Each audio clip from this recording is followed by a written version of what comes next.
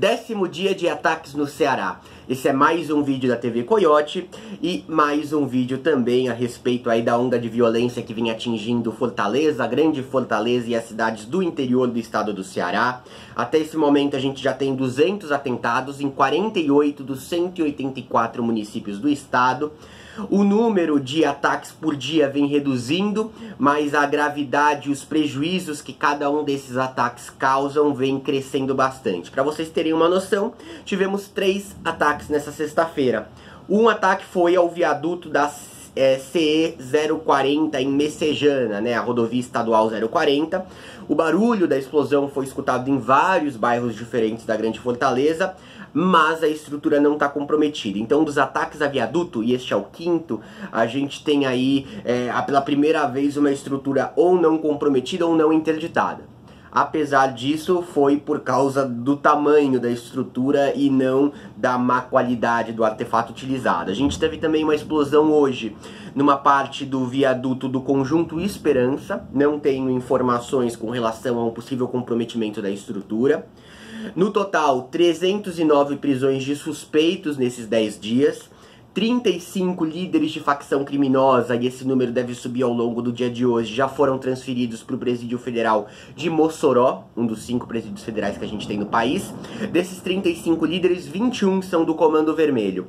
O governo federal deu para o estado do Ceará 60 vagas em presídios federais para realizar a transferência aí dos principais líderes das 3 grandes facções criminosas que atuam no estado, né? O PCC, o Comando Vermelho e a facção local Guardiões do Estado. Temos 306 homens da Força Nacional na região no momento. Esse número deve crescer também. 96 viaturas da Força Nacional, além de um efetivo bem grande de policiais de outros estados do país. Então a gente tinha um número aí de 100 policiais da Bahia e outros estados estão enviando forças também, não só do Nordeste como da região sul do país. Os números não foram divulgados publicamente até esse momento. Eu separei aqui a estimativa do sistema Jangadeiro, um meio de mídia do Ceará, sobre o número de ataques que você teve por dia e o perfil desses ataques. É bom lembrar o seguinte, existem 2 contabilizações. A contabilização oficial, feita pela Força Nacional, pelo Ministério da Justiça e Segurança Pública, e a contabilização do sistema Jangadeiro. Eu tô botando a contabilização do Jangadeiro porque eles especificam ataque por ataque, possibilitando aí uma conferência melhor dos dados. A Força Nacional está divulgando com um delay de quase 3 dias, natural também, para conferir tudo. Então a gente não tem dados de quinta e sexta, por exemplo, e a gente não sabe dos contabilizados quais foram cada um. Bom, dia 2 e 3 de janeiro, entre o dia 2 e a noite do dia 2 e o começo do dia 3, 40 ataques no total. Foram 19 ataques no dia 4, 45 no dia 5, depois foram para 16 no dia 6, dia 7 foram 35 ocorrências, 15 ataques no dia 8, assim como tivemos outros 15 no dia 9, no dia 10, quinta-feira agora, 12, e hoje, dia 11, até o meio-dia, foram contabilizados 3 ataques. Como eu disse, no começo a gente via 40, mas desses 30 eram ônibus queimados e os outros 10 eram aí veículos queimados nas ruas, praticamente um ou outro ataque à agência bancária em que só a parte da frente era destruída. O perfil dos ataques dessa sexta é completamente diferente. A gente teve esses 2 viadutos, ou seja, gravidade muito grande, custos enormes e prejuízo para o cotidiano da cidade maior ainda, num prazo médio de tempo, e também uma tentativa de incêndio a uma subestação da Companhia Hidrelétrica do São Francisco, né, a Chesf, lá em Fortaleza mesmo, também na capital. As 3 ocorrências de hoje foram na capital. Então esses ataques vêm ganhando um índice maior de gravidade. Tem esse dado também. Até o momento foram 34 ônibus queimados, 17 ônibus escolares ou vans escolares, 7 vans, veículos, incluindo carros particulares, caminhões e tratores, 59. Bom lembrar que boa parte desses veículos não são aleatórios, então aí tem uma outra viatura, temos ambulâncias. A gente teve aquele caso de um caminhão com 2.000 frangos vivos, que foram queimados, vivos. Então 56 veículos, 59 veículos, mais veículos dos mais diferentes tipos, dos mais diferentes custos e carregados das mais diferentes coisas. Um exemplo também é a frota da prefeitura de Ibaretama teve toda a sua frota queimada. Então, dando para se recuperar tudo isso, uma frota de prefeitura, além dos veículos comuns, inclui tratores e ambulâncias e por aí vai. 11 veículos da Enel, da Companhia de Energia Local, 6 postos de combustível, 10 agências bancárias, 4 delegacias, 2 câmeras de vídeo monitoramento, acredito que esse número vai subir, por contabilização melhor, 4 fotossensores, 49 prédios ou equipamentos públicos, 2 supermercados, 2 emissoras de rádio, 3 antenas de telefonia. Uma dessas antenas de telefonia, na verdade, se refere a uma central de telefonia que deixou 12 cidades sem sinal de celular, das principais operadoras, 3 concessionárias e 5 viadutos, né, que é onde pega mais. Além disso, uma série de coisas que não foram contabilizadas. Então, lâmpadas de iluminação de rua quebradas e fiação retirada. Então, boa parte das ruas de Fortaleza, da Grande Fortaleza e dos municípios maiores do interior estão sem iluminação pública em um volume considerável das ruas, em decorrência dos acontecimentos dos últimos 10 dias. O Sistema Jangadeiro, que foi quem reuniu esses dados, fez uma estimativa de que os custos até agora chegam em 18 milhões de reais. Isso sem contar prejuízos ao comércio, turismo e também aí a queda de produção do estado. Com relação a comércio, turismo e produção, eu não sei como eles vão calcular isso a médio e longo prazo. O comércio perdeu quase todas as suas vendas nos últimos dias. As pessoas não saem para trabalhar, logo o comércio não abre, logo elas também não saem para comprar. O turismo, a ocupação dos hotéis, que nessa época no geral beira os 100%, estava em 85% nos primeiros dias dos ataques, já caiu para 65%. A expectativa, que é negativa por parte da Secretaria Local de Turismo, é que a consequência maior seja a curto e médio prazo. Você já vê gente cancelando viagem para Fortaleza em fevereiro, por exemplo.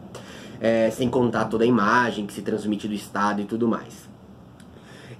Essa conta de 18 milhões, que não inclui esses 3 fatores, ela também é uma conta bem modesta, assim, muito. Para vocês terem uma noção de todo o feedback que eu dei para vocês, eles contaram dos 34 ônibus só 27.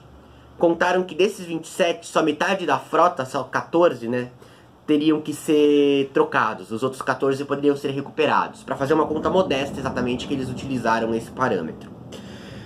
Contaram também as 17 vans e ônibus escolares. Contaram que metade deve ser trocada e outra metade tem manutenção. Contaram nos 59 veículos, cerca de 6 da frota de Ibaritama. E contaram dos 49 prédios públicos que foram atacados, apenas um deles, que era um depósito de kits de irrigação para a época da seca do Baixo Acaraú. Então, gente, pegando o parâmetro da conta que foi feita, e aqui sem oferecer um dado oficial, ou sem oferecer um dado que procura atingir o volume exato de gastos com tudo isso, claramente se passa do valor de 100 milhões de reais. E claramente os gastos com comércio, turismo e produção são bem maiores que esse. Aí eu não vou soltar nenhum número, a gente deve ver isso aí a médio e longo prazo, mas deve ser um volume realmente assustador e que deve trazer nesse ano prejuízos reais à economia do estado do Ceará. A gente observou os prejuízos ao PIB que teve a greve dos caminhoneiros em todo o país. A situação hoje no estado do Ceará é pior do que a situação específica da greve dos caminhoneiros, obviamente com a diferença dos locais de abrangência. Um estado, principalmente a Grande Fortaleza, a greve dos caminhoneiros atingiu o país inteiro. De qualquer forma, a nível local, os prejuízos devem ser assustadores. Boa parte são estabelecimentos públicos, o Estado financia, os estabelecimentos privados, mesmo tendo sido atacados por causa de questões de segurança pública, que são um dever do Estado e que não foram oferecidas, eles não têm direito a ressarcimento do Estado, e sim de quem realizou o ato de vandalismo. E já vou adiantar, esse ressarcimento não deve ocorrer. Dando um feedback, esse volume de ataques, a gravidade desses ataques e o perfil desses ataques, ele se dá a um fato praticamente inédito. 3 facções completamente rivais, 2, na verdade, completamente rivais, PCC e Comando Vermelho, rivais a nível nacional, desde que romperam um acordo grande que tinham no ano de 2016, e a GDE, a Guardiões do Estado, mais próxima do PCC desde sempre, desde um bom tempo atrás, se unindo contra as forças estatais do estado do Ceará. Esse não é um método tão comum assim. Até porque a gente pode observar que a facção PCC e Comando Vermelho não criou nenhum tipo de união neste momento em outra região do país. Foi aberta uma brecha pelas lideranças dos dois grupos para que isso ocorresse exclusivamente no estado do Ceará, dada a chegada do novo secretário de administração penitenciária, Luiz Mauro Albuquerque, né? O Ceará talvez seja um dos únicos estados hoje do país, que conta com uma secretaria de administração penitenciária separada da Secretaria de Segurança Pública. Isso é uma novidade, assim como a chegada do Luiz Mauro Albuquerque. Ele teve um trabalho importante no sistema penitenciário do Rio Grande do Norte, desde o início de 2017 até recentemente, quando a gente teve naquela época, em 2017, as grandes rebeliões e mortes nos presídios do país, em que o que se destacou mais foi o presídio estadual de Alcaçuz, lá no RN. Ele vem propondo e já vem botando em prática, em certa medida, a mistura entre membros de facção criminosa. Esses grupos, percebendo que essa mistura pode levar à derrocada de todos juntos, preferem uma união nesse momento, inclusive no sentido comercial. Então existe uma ordem que é um integrante do Comando Vermelho entrando numa ala em que a maioria é PCC, esse integrante será acolhido como um rival, mas não como alguém a ser morto ou alguém a ser humilhado neste momento da realidade de segurança pública do Estado, já que se criou um alvo comum, que é a força estadual, que é o governo aí do Camilo Santana. Esse ataque no Ceará, ele só não atinge o padrão do ataque de 2006 em São Paulo, porque em 2006 em São Paulo você teve mais de 100 mortes, incluindo civis suspeitos, a maioria, e também forças policiais. No caso do Ceará não existe. Os padrões das facções criminosas mudaram muito de 13 anos pra cá, que foi quando a gente teve o ataque do PCC. Então, se entendeu por parte destes grupos que não é inteligente ordenar um grande número de mortes ao mesmo tempo, porque isso gera uma reação muito pesada da sociedade e também das forças públicas contra o grupo.